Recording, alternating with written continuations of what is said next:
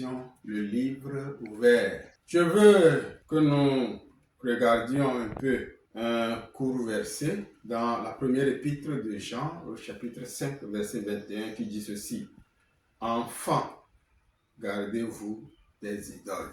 Enfants, gardez-vous des idoles. Nous tous, nous savons que quand on appelle idole, c'est un gris-gris qui est quelque part, morceau de terre qu'on a confectionné, bout de bâton, arbre quelque part, verre quelque part, on t'amène à la rivière, on te lave, tout ça là, c'est de l'idolâtrie, on le sait. Est-ce que vous qui me regardez, ne faites-vous pas des trucs comme ça? Quand vous avez des difficultés, vous avez des problèmes, votre enfant a tel problème, c'est votre épouse qui a tel problème, c'est vous-même qui avez tel problème, vos parents ont tel problème. Est-ce que vous n'allez pas chez ces gens-là, les diseurs de bonne aventure, les marabouts, pour dire que vous voulez qu'on vous vienne au secours? Tout ça là, c'est de l'idolâtrie. Et la parole de Dieu, la Bible, nous invite à nous garder des idoles. Parce que c'est le diable qui est en dessous de ces figurines, de ces arbres verts là, dont vous allez faire vos cérémonies là-bas. Si vous voulez que le Dieu créateur du ciel et de la terre vous accepte, vous agrée, vous embrasse, cessez d'aller auprès de ces choses-là. Cessez d'aller auprès de ces gens. Donnez vos cœurs à Jésus-Christ. Jésus-Christ, le Fils de Dieu, qui a été crucifié, qui est mort sur la croix et dont le sang a versé lorsque ce soldat l'a percé. Lequel sang aujourd'hui lave de tout péché celui qui se repent et croit en lui. Voulez-vous faire ce geste? Voulez-vous faire ce premier pas vers le Seigneur Jésus? L'accepter dans votre vie, l'accepter dans votre cœur, comme celui qui est mort pour vous. L'appeler désormais à être votre Rédempteur, votre Seigneur. Si vous le faites, le ciel va se réjouir, votre âme est sauvée et il sera désormais votre conducteur. Les esprits maléfiques vont se lever, mais lui, Jésus, il les a vaincus. Il va vous protéger et il va chasser ces puissances maléfiques-là.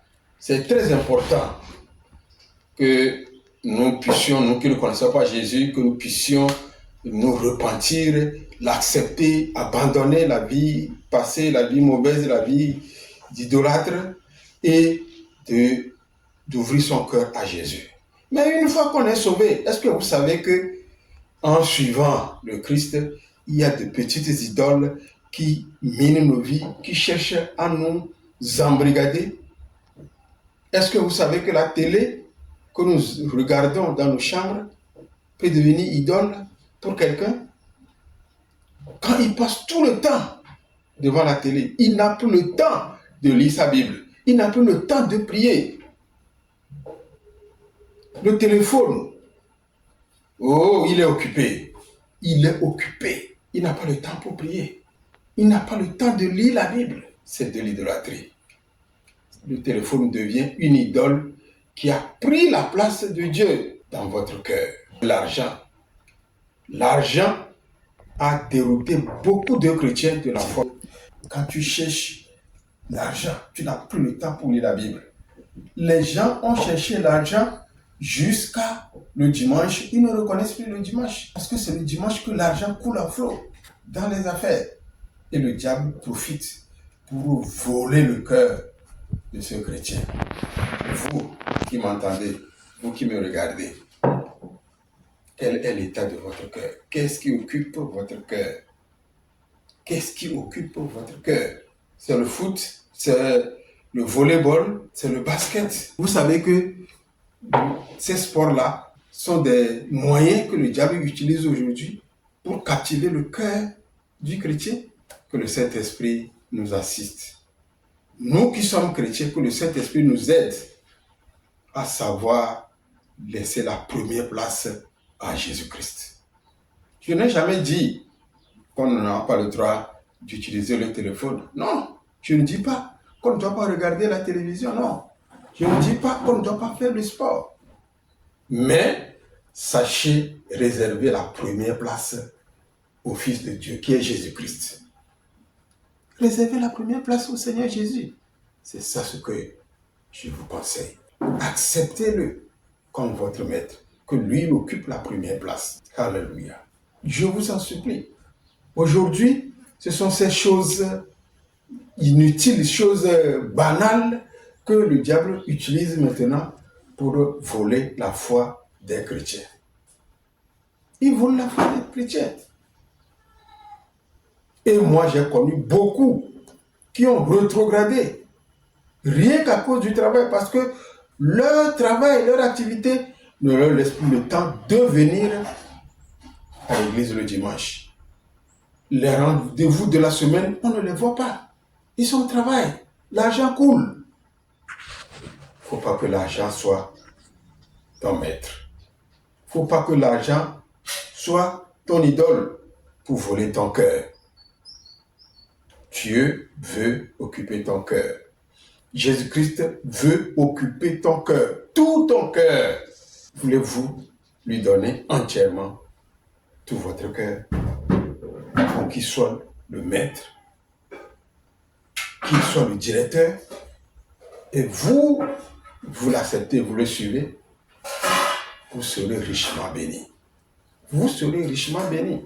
Je vous dis vrai, vous serez richement béni. La parole de Dieu, Jésus l'a dit, Évangile selon Marc, chapitre 8, verset 36. Car que profitera-t-il à un homme s'il gagne le monde entier et qu'il fasse la perte de son âme? Que profitera-t-il à un homme de gagner tout l'univers, d'avoir de grosses villas, d'avoir de grosses voitures, d'avoir des comptes de banque remplis d'argent et d'aller en affaires? D'aller en affaires. Quand vous allez mourir, dans mon village, on va jeter quelques coins, quelques billets sur toi dans la tombe pour dire, quand tu vas arriver à la rivière, alors tu prends ça pour payer les piroguiers qui vont te prendre pour aller chez les ancêtres. Il n'y a rien comme ça. Et moi, je sais que nous avons enterré des gens.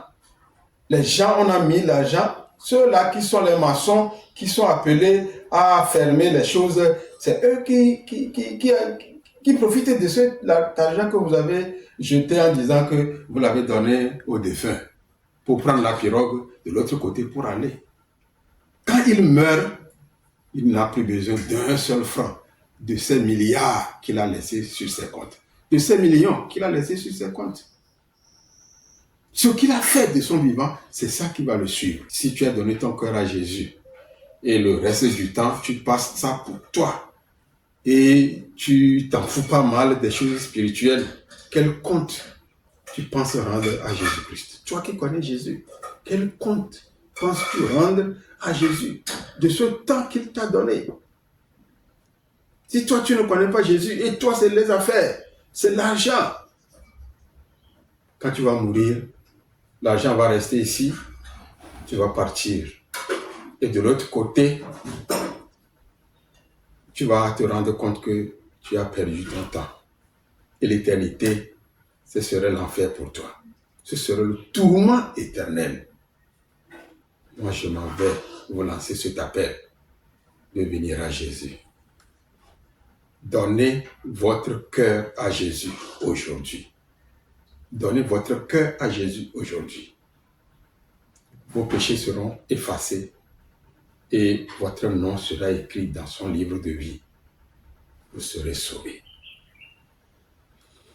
Seigneur Jésus, ton message est sorti.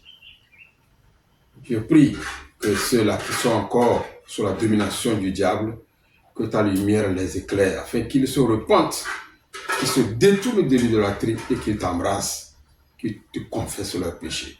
Pour nous qui sommes tes enfants, t'es rachetés, aide-nous à garder la première place pour toi.